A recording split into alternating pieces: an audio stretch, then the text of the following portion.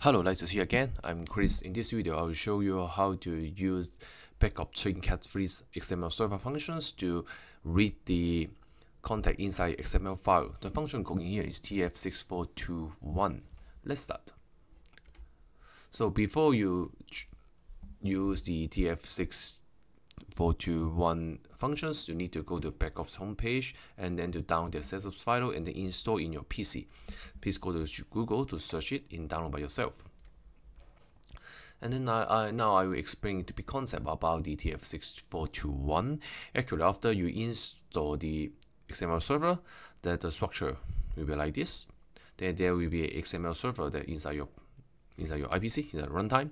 Then when your Trinket PLC try to read or write some data to the XML file, then they will use ADS to transfer the data from your PLC to the XML server. Then inside the XML server, they'll convert your data type and then to encode to the XML format. I think the directions, read or write direction, is also the same theory. And this video, we will talk about how to read the content inside XML file. So we will use these two function blocks. The first one is FB_XML server read by name. And the second one is FB XML server read. Both of these two functions are very similar. The only thing is different bit is this FB XML server read by name. Then you can directly point to which variables that you would like to read. You like to read or write, and in this case read. And you can define the parameters by using the as symbol name. There's a string type variables, and by here then you need to define the memory offset and how many just like the function box that you used before inside Trinket 3. You need to define the memory address and you define how many bytes of data you need to read into the variables. You can use ADR for these parameters, and you can use size of functions to get the size of your parameters. So, and then if you are using TF6421, while you try to execute a function block, if you get the errors 1x, 2x, means that you don't have a license. Please activate the license manually by yourself.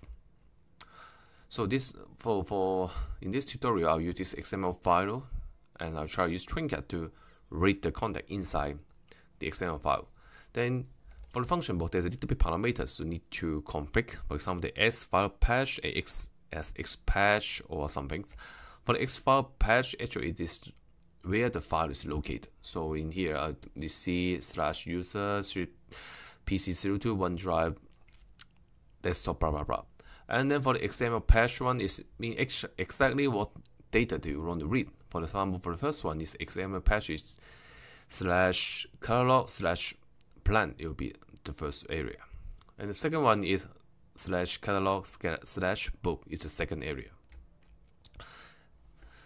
But also then you need to create a data type to exactly match that what you want to read inside the XML file. So in this tutorial, I create two data types. The first one is ddb_myXML. The second one is ddb_myXML_books. Then you see that I match.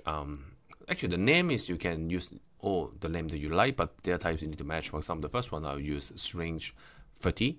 The second one I also use string 30, and I'll use integer, then string, then real, and bool again. For the second one, they do the same things. Okay, I think for my instructions enough. Now I will open the Trinket, then we can start the program. Let's start.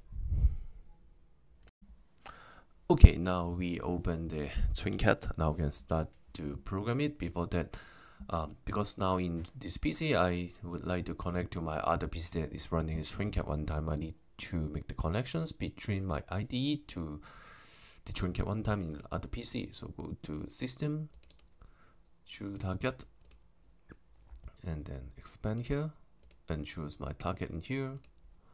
And then I would like to turn the config mode first. You need some times. Okay, now we can add the PLC. Go to PLC, right-click new items, and choose PLC template, and stand the PLC project, and then add it in your Trinket project. Okay, now the Trinket project add the PLC project is add in your Trinket project. The first thing now we need to edit the library for the XML server. Go to Reference, right-click, Add Library, and then search XML Data Server. Why not? XML Data? Yes, here, Data Server. This one. Click here, and then OK to add the server in your project. To add your library in your project. And then the next step, we need to configure the user data types. Go to duties, and then right-click, and then choose duties, and then enter the duty name. In my case, I'll use my XML, and then I will create some. You need to create a data types is match, at least to match the XML context you need to read. So in here, so here is the Windows desktop that are connecting to the Trinket runtime, the Trinket runtime, the PC that installs the Trinket runtime. So here I have command, I have a song, light, price. So what I need to do, I just prepare a data type here. I just paste in here. Okay, so I open the desktop again. So I make sure that the string, integer, string, real, and bool. Great. And then I will choose one more time. Right click, add duties, and this time use DUT my XML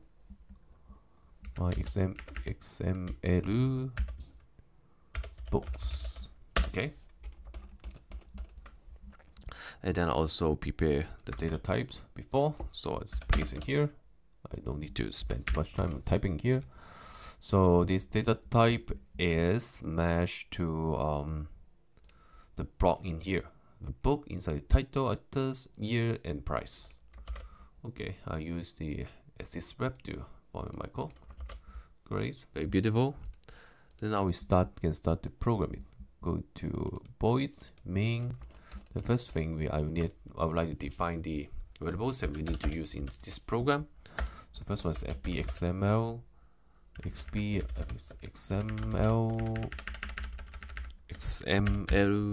server width.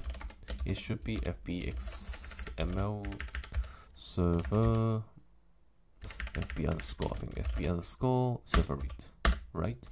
And then I'll have FB XML server read by name.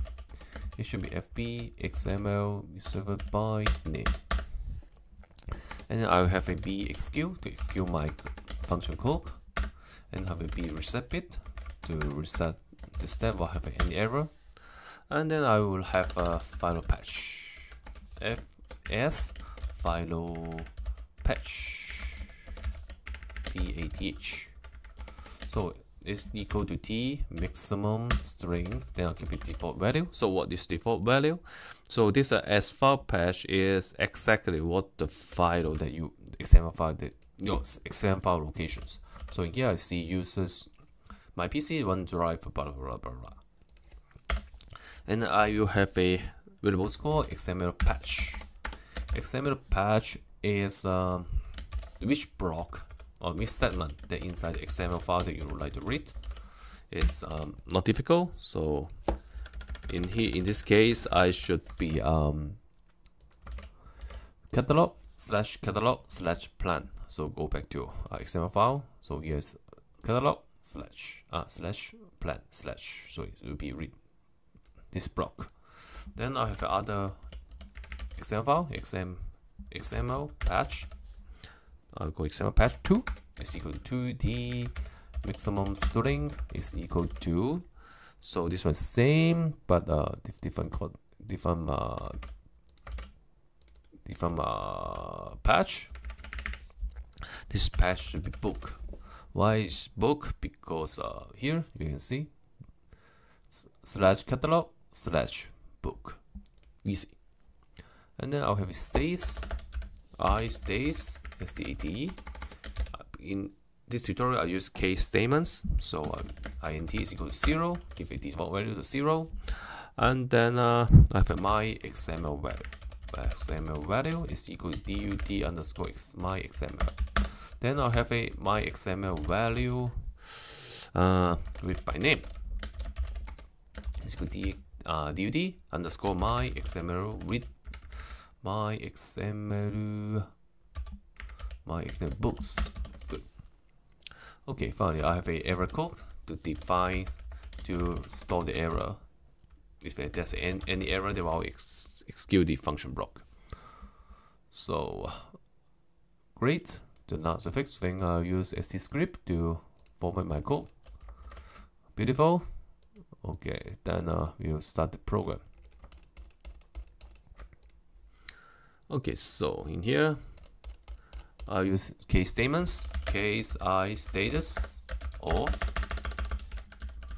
So the first statement is 0. For 0, I would read FB. I would like to insert my function block, so it should be B S address is equal to ATR my XML value, and then CB size equal to size of my XML value, right? Because this one is this function block need to pass the memory offset and the size of your variables. Then you have file patch. That's where is your XML file saved. It should be file patch. And then you have a SX patch. Is which block or which segment that you would like to read inside your XML file. So it'll be as XML patch, right? Then you need to set the execute be to false. Enough. Then do the same things for the other function blocks. Then in here you need to as system name is equal to what? Equal to main doc my XML value read by name. Okay, because these functions the function block can directly point out the which variables you need to store the data that after you read the data from the XML file. In this case, main dot my XML value read by name, it should be these variables. And then we'll have a X patch, same. Fetch file patch first. It's equal to S file patch, and then we will have a SX patch is equal to SX patch. Oops, SX patch, XML patch 2. I think it's patch 2, right? And BXQ is equal to false. Okay. And then I would like to install my error code 0 again. OR. And okay, now we can check our function block is ready to run or not. FB server read busy. Now if the server is not busy and the function was not busy, and if no error and not not FB XML server read by name .bc and not FB XML server read by name .error. Now the function block is ready to use. Then it can weigh our execution bit and B executions. Then do what? Then we can change the status to 10. Easy, clear. And you go to step 10. Then for step 10, we can use the first function block first. FB XML read. So we can just B execute is equal not error. B execute is equal to true to execute our function block. And then we if FB XML server read dot BC if the BC is now is BC and not FB XML server read dot error. Now it's BC and without error, then we can change our status to 20. But if FB XML server dot B error, then we need to change our status to some error processing step. It should be 900 in this case. Okay, now we go to step 20. It means that there's no error in the function block. So we can FB XML. You can reset. We need to reset the function block. Okay, FB XML read dot then we can call it bxq is equal to false. Then we need to check the FB. Now the function block is still busy or not. If not, it means now this function is fully executed and now it's not running again. Read.busy. Right? Then we can change our status as TATE to 100. Just that. And then now we go to step 100. Okay. Go to 100. Then we can FB XML read by name. Then we can also just execute by true. And then do the same things. If FB XML server read by name dot busy, now it's busy, and not FBX. Oops. What? And not FB XML server read by. Oops. Why? Read by name dot error. Then what you do is you need to change. You can change the step to 110 because now it's no error. But if FB XML server read by name dot error, it means that there's something error stuff when you're executing the function block. You need to change to step to other error processes. In this case, I will 110. Great. And then we go to this step is while the process is okay without error, then we need to reset our function block. Okay, the same. FB XML server read by name. bxq